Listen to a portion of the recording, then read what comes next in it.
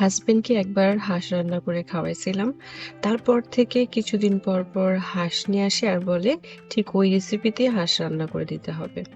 তো আর কি আবারও হাঁস নিয়ে আসছে আজকে। তো চিন্তা করলাম আপনাদের সাথেও এই রেসিপিটি শেয়ার করি। এটা হচ্ছে বিদেশি হাঁস। এজন্য অনেক চর্বি। এখন আমি চর্বিগুলোকে আলাদা করে আর মাংসগুলোকে আলাদা করব।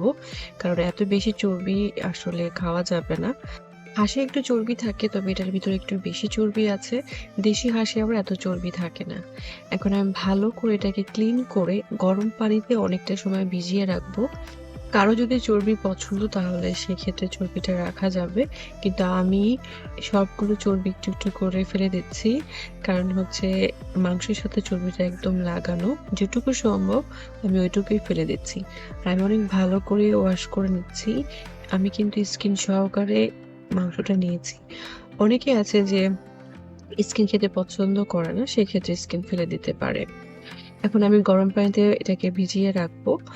এখানে আস্ত গরম মসলাগুলো আমি নিয়ে নিছি। এগুলো আমরা সবাই চিনি। এখন আমি কিছু তেলের ভিতরে সেই আস্ত গরম মসলাগুলো দিয়ে দিছি। তারপরে কাঁচা পেঁয়াজ দিয়ে দিচ্ছি। এখানে এগুলোকে কিছুক্ষণ জাস্ট ভেজে নেব। এর আগে আমি কিছু বেরেস্তা করেছিলাম এই তেলের ভিতরে। বেরেস্তাটা আলাদা করে উঠিয়ে রেখেছি। আমার বেরেস্তাটা পরে লাগবে।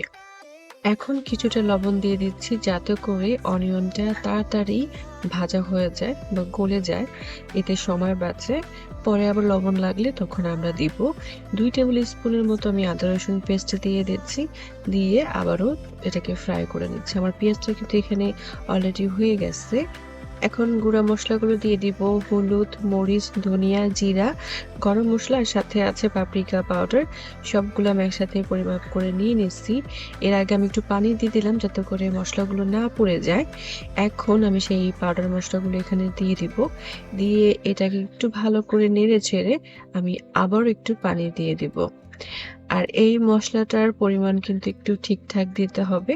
খুব বেশি হলেও ভালো লাগবে না, আবার কম হলেও এটা কিন্তু টেস্ট হবে না। তো আমি মসলাগুলো হালকা একটু ফ্রাই করার পরে পানি দিয়ে দিচ্ছি যাতে করে পুড়ে না যায়। আমি অল্প, অল্প পানি দিয়ে ২ বার ভালো করে মসলাটা কষাবো। আর এই কষানোর মধ্যেই হচ্ছে খাবারের টেস্টটা বেশি আসে। আর রান্নার খুব ভালো একটা কালারও আসে। তো আমি আবার একটু পানি দিয়ে নেড়ে-চেড়ে ঢেকে আবার একটু কষিয়ে নিব। এটা তো সবাই জানেন, মসলা যত ভালো কষানো হবে খেতে তত ভালো লাগে, রান্নাটা তত ভালো হয়। তো আমি ২য় বারের মতো আবার কষাচ্ছি। এখানে নারকেল আছে, এই যে আমার ভাজা বেরেস্তা, কিছু পেঁয়াজ বেঁচে ছিল সেগুলো পাশে রেখে দিচ্ছি। আর এই যে গরম পানিতে আমি মাংসটা কিন্তু ভিজিয়ে রেখেছিলাম। আমার মাংসটা মোটামুটি আমি অনেকবার ভালো করে ওয়াশ করে নিচ্ছি। গরম পানিতে ভিজিয়ে রেখেছি যাতে করে গন্ধ না হয়। এখন আমি এই পানিগুলো ছেঁকে নিব। আর এখানে আমার মসলা রেডি। একদম ভালো করে কষানো হয়ে গেছে। তো এর ভিতরে আমি মাংসগুলো দিয়ে দিচ্ছি।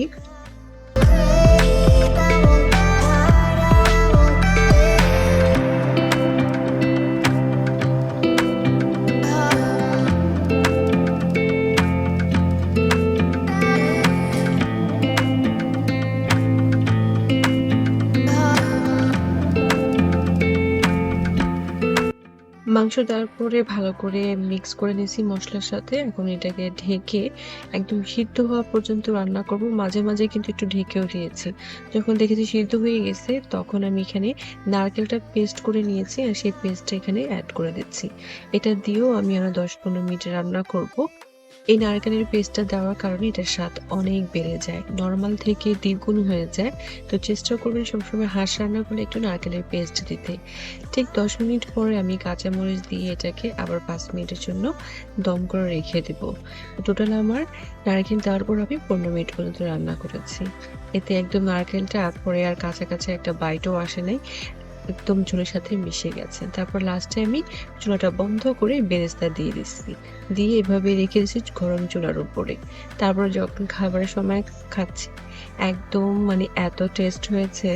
আমার নিজেরও বারবারের মন চায় যে এখন অন্য কোনো মাংস না খেয়ে বারবার হাঁস খাবো। তবে দেশি হাঁস হলে এটার স্বাদ আরো বেশি হতো। যেহেতু বিদেশি হাঁস কিছু করার নেই, আমাদের কাছে দেশি হাঁস নাই। আর এইজন্য আমরা বিদেশি হাঁসটাই খাচ্ছি। আপনাদের কাছে দেশি হাঁস আছে, আপনারা সেটাই খাবেন। তারপরের দিন সকালে আবার হাসব্যান্ড বলল, "চালের রুটি করো, চালের রুটি দিয়ে হাঁসের মাংস খাবো।" তো কত আবদার! একটু ভালো খাবার রান্না করলে বারবার ওইটাই খেতে চায় হাসব্যান্ডরা। তো আজকে এই পর্যন্ত। সবাই ভালো থাকবেন। আবার দেখা হবে। আল্লাহ